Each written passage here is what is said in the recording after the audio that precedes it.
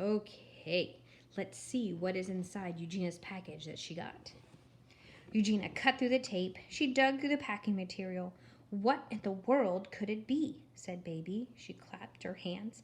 Oh, it's so exciting and also very unexpected. It's terribly exciting, said Mrs. Watson. I am hoping that it is a fruit basket. Maybe it will contain oranges and bananas and perhaps a gigantic pineapple or two. Mercy loves a fruit basket. It was not a fruit basket. It was an accordion. Baby and Eugenia and Mrs. Watson and Frank and the pig and General Washington all stood together and stared down at the open box. It's an accordion, said Frank. Obviously, said Eugenia.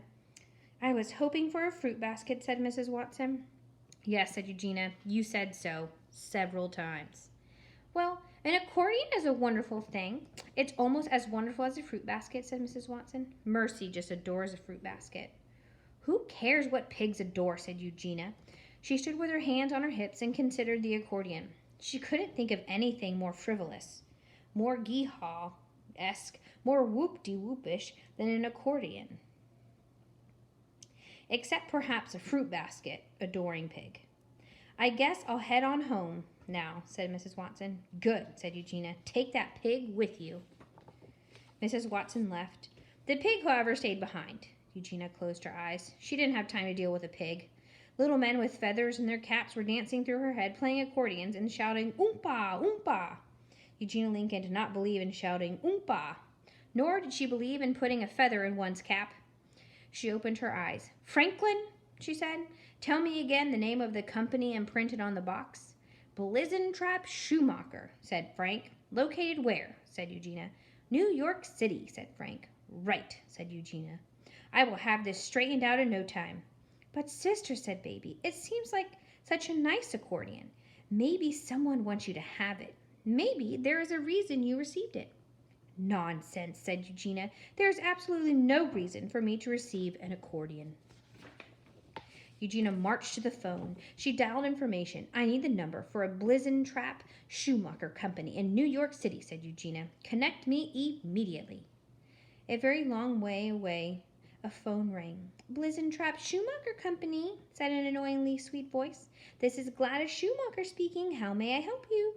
Yes, said Eugenia. I have inadvertently been sent an accordion, and I would like to return it forthwith.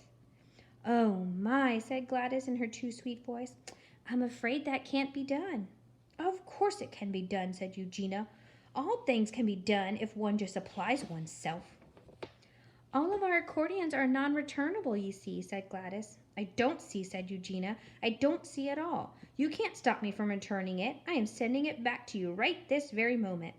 Well, said Gladys, you can send it back, but we will just return it to you. We are duty-bound to do so. Accordions belong with their people.